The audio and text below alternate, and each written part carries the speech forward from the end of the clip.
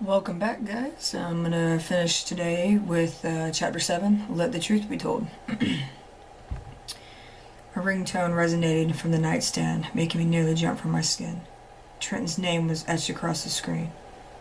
Hey brother, how you been? Look, Chef and I are out of ideas. We are completely at a loss for a place to stay that we actually feel safe. Is everything alright? We are paranoid everywhere we go because of this shit, Malice. With Tiff being so far along with her pregnancy, we can't afford to place the baby in distress. This conversation was one that I didn't want to fucking wake up to. I sat up rubbing the sleep from my eyes, trying to calm him down over the phone, when a tap on the door broke my attention. Come in. Jordan poked his head in to inform me and Sky that we had another job to do. Hey, Trent, listen, everything's gonna be fine. I have to go, though. Duty calls. Yeah, by the way, what the fuck are you doing for money? Because I keep seeing all of this awesome shit you keep posting on Photomat. If I told you, you'd kill me. Are you some international drug dealer? His voice rose. Ha! Something like that. Well, let me come do some drops with you. I'm serious. You have a baby on the way. There's no way in hell I'm putting you in that type of danger. Much love, though. I hung up before he could even finish his sentence. Drift sat on his couch, cutting a thin white line with a razor. So, what's our location today, boss man?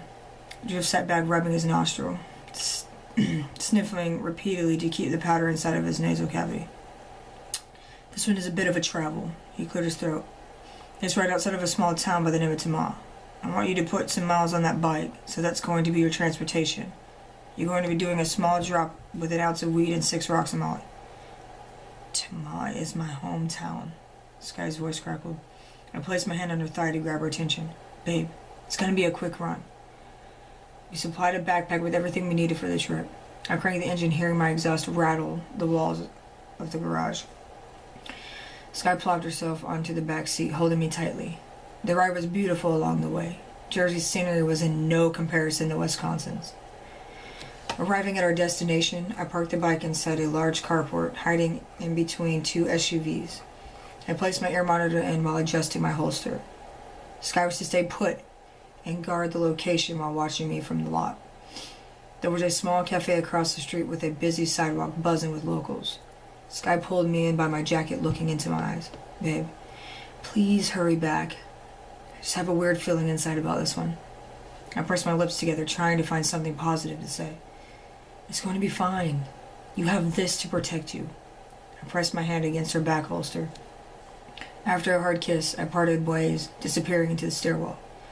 Making my way to the sidewalk, I heard the strap of the backpack, or held it securely around my shoulder as I watched for a break in traffic. Glancing over my shoulder to view Sky's position, she signaled to let me know that I was visible. I pedaled my feet across the asphalt, hurrying to the other side. Looking from left to right and then back again, Sky stopped me before I advanced towards the cafe. Strange men are walking in haste at 10 o'clock. I began frantically searching about to see who she was talking about, but there were so many people passing by that it was difficult. Where, babe? Change your direction towards the payphone.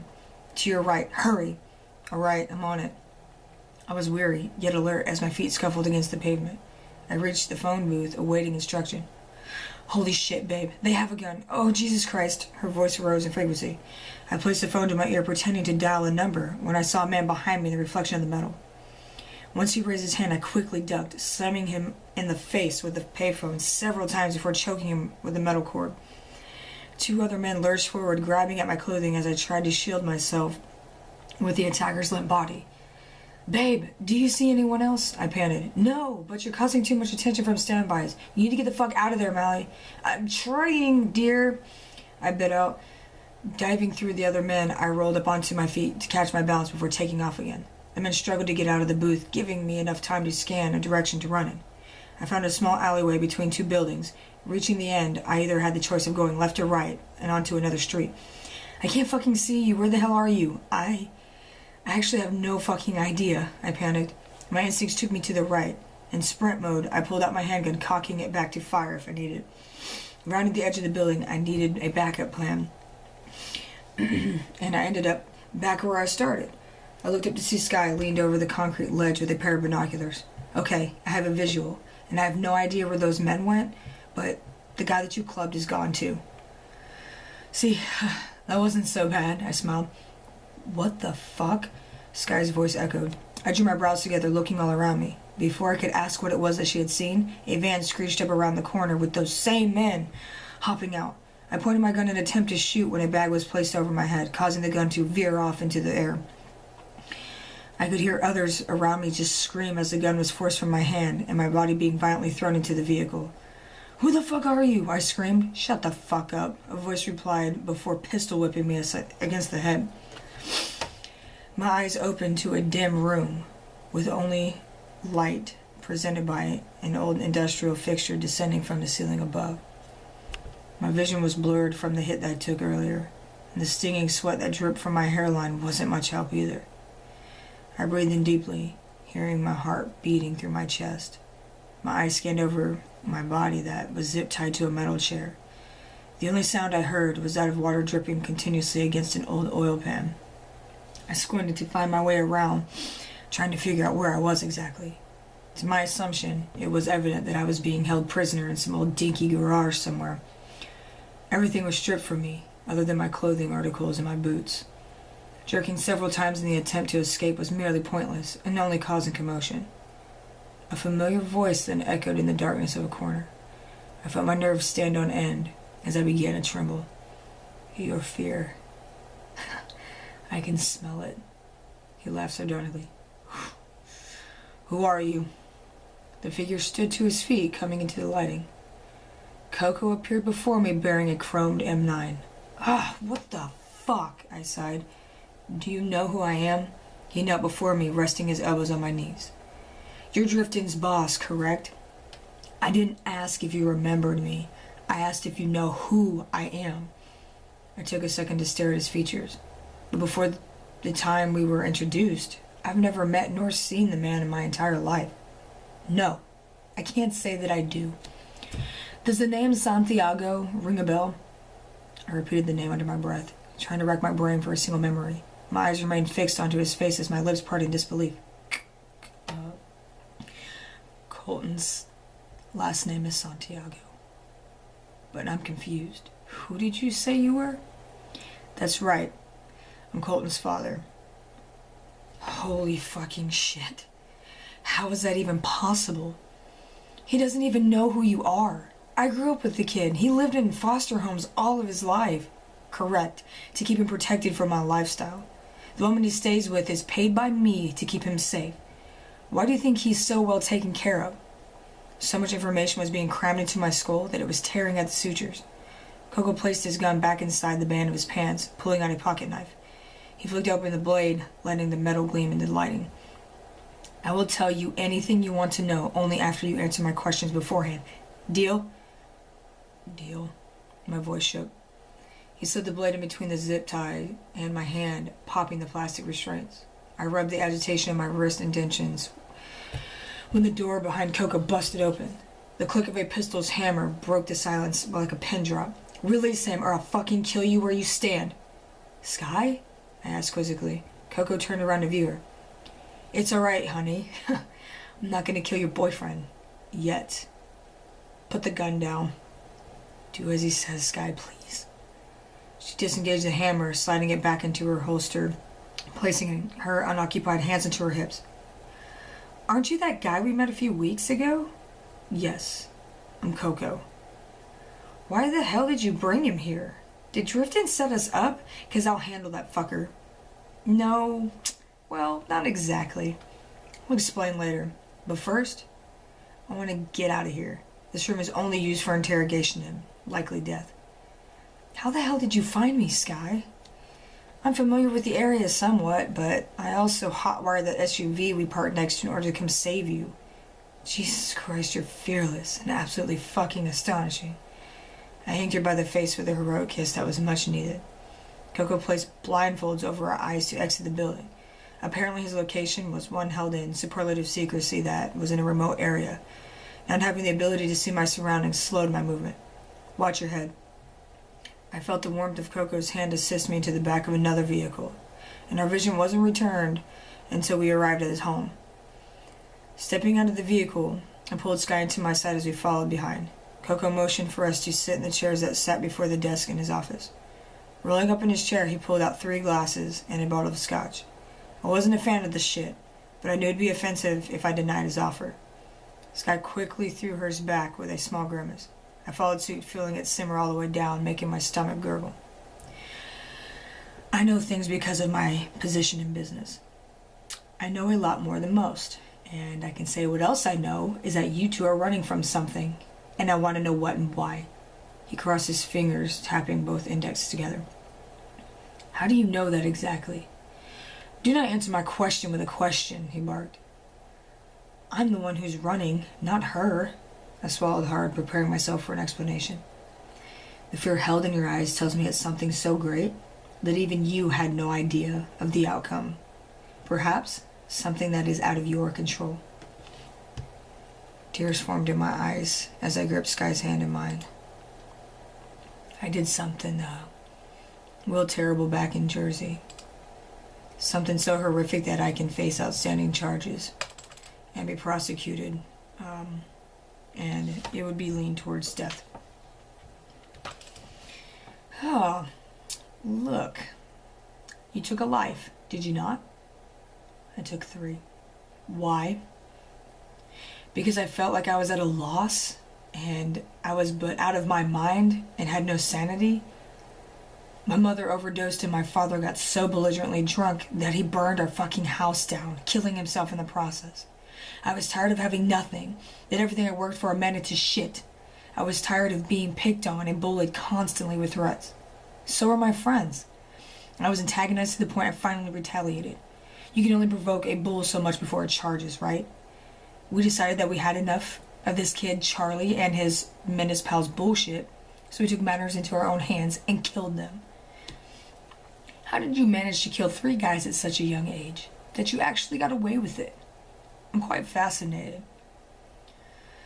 We lured them down to an old train station and had a psycho version of a deposition of mocking them through torture until they met their end. Coco's eyes shifted to Sky. And you're completely okay with the satanic crime your boyfriend had premeditated and committed? She gave a shrug. I mean, yeah. I totally thought he was crazy for it, but I know that he'd never do something to that extremity unless he felt it was absolutely necessary. And how well do you know Malice? Well enough that you'd give your own life in exchange for his? If you're asking about my love for him, then yes, it is boundless. I know by the way that he looks at me. She inhaled deeply. And by the way he touches me. That he in return would do the exact same for me. That his hands would never strike me in the harmful manner he might have used on those guys.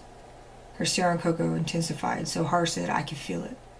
He sat for a moment with an unwavering gaze, glancing back and forth between us. Opening his top desk drawer, Coco pulled out a folded newspaper, slapping it on top. Sky and I both leaned forward to see it more clearly. The top of the page read South Jersey Times. I took a hand to my face, nervously stroking my scruff. Look at page 9. Read the headline article aloud for me, if you will. I pulled the paper hesitantly in my direction, opening the paper to page 9. The article was titled, Horrific Murder Scene at Abandoned Train Station. 3 bodies found, bound and tortured. Approximately just after midnight on August 19, 2014, local police were dispatched to investigate a site by the old Callaway train station, where 3 young male bodies were identified and reportedly found bound to metal chairs and tortured to the death. Police say that their young male by the name of Jonathan Rocco is held in custody for the alleged murders, but the crime was too well planned to be done alone. Police claim that they had been called on site after parents of one of the victims called worried about the whereabouts of their 18-year-old son. Reporters claim that there is an ongoing investigation to find the other offenders who seem to be on the run. The New Jersey Bayside State Prison is currently responsible for the incarceration of suspect Jonathan Rocco until the date of his trial. Further details have been restricted until more evidence is revealed. I finished folding the paper back up. They claim that your little friend, Mr. Rocco, refuses to speak. And lucky for you, he hasn't given any names. The downside of this is that my son was involved, and I'll be damned if I watch him get locked up and murdered for his age. I've killed plenty of people in my lifetime. Some by placing a hit, and others by my own hand. Sadly, it comes with the job. His eyes lowered. So what does this have to do with me? Everything. But I have a proposition for the both of you. My jaw clenched tightly at his dark expression. Go on. You and Sky work strictly under me. In exchange, I keep you both safe from the public eye. What about Drift? Sky asked. He's my runner. I tell him what is to be done, and he makes the sales, bringing back the money for his cut. I hired him years ago, and I trust him with my life. I knew he had a connection with you, prevailing a perfect opportunity in bringing Malice into my possession. The little display of an attempted job you'd made earlier, it was all set up just to get you closer to me. Wait, you hired Drifton to pretty much hold us captive without our realization, and totally against our own will, just to have us here before you? And for what reason, might I ask? Coco opened a small cigar box, pulling out a small tape recorder. Well, because if you do not do as I ask, I have your boyfriend's confession here on tape, and you, my dear, will be charged as an accessory in housing a fugitive on the run. Her mouth dropped open in complete and utter shock. Are you seriously going to endanger our lives even more? You're not the only ones, his voice rose. My fucking son is in danger too. It's a simple request, and the choice is yours. Remember, I hold your fate in my hands at all times. But don't let that obligation, confuse your decision. An evil smile tugged at the corners of his mouth. Fine. We'll fucking do it. But now it's your turn to answer my questions like we agreed earlier. Coco motioned for me to proceed. Why is it that after all this time you keep tabs on Colton, yet you choose to remain absent in his life? He fucking needs you. You have that kid believing you abandoned him because you didn't want him. That was not my intention. His mother was the one who was scared during pregnancy. We were both rather young and had already been getting into trouble here and there, and until I joined that group that I dealt with my business. The Mafia, I replied knowledgeably. Precisely. But his mother didn't want to have a child so young, and dealing the drugs I was back then wasn't making us enough money. When I was offered a better position in the industry, Kara was in no agreement. She made me choose between keeping Colton and quit my illegal activity, or give him up for adoption and we both go our separate ways. I was in too deep, and leaving was out of the discussion, bearing no possible option. So Kara put him up for adoption under the condition of being unable to properly care for him, he sighed. I could tell he carried a heavy burden of guilt and regret on his chest. Coco was so good at his job that he was grandfathered into the cartel service. I felt bad for knowing that, in fact, it wasn't his choice that he wanted to make. So, you will remain staying at his place, since I am now in charge of what you do. Drifton is no more than a business partner, understood? Got it. And for the recording that I have already am aware of your incident, I just need to hear you tell me. You winked, motioning for us to leave. What are we supposed to do now? Wait for my call. By the way, your motorcycle's out front. I had one of my guys pick it up, but I'll be in touch. I huffed in irritation, knowing that my life was about to take a whole new tumble. All I wanted to do for that moment was to get so fucked up and impaired that my thought process wouldn't move much further. Sky straddled the bike, holding me tightly. I snapped the throttle back, feeling the front wheel come up off the ground as the back tire kicked into gear, sending us flying down the road. Alright guys, I'll continue with chapter 8 whenever I guess decide to read some more, but thank you for tuning in guys, you're awesome.